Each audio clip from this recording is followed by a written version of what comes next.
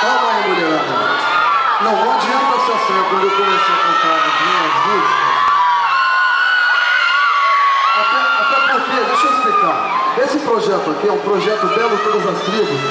É um projeto no qual nós sempre assim, a banda e o Belo, sempre que fazer um som diferente, né, e nunca tivemos a oportunidade de fazer. Então escolhemos a função para começar um novo projeto, para cantar coisas que nós gostamos, entendeu?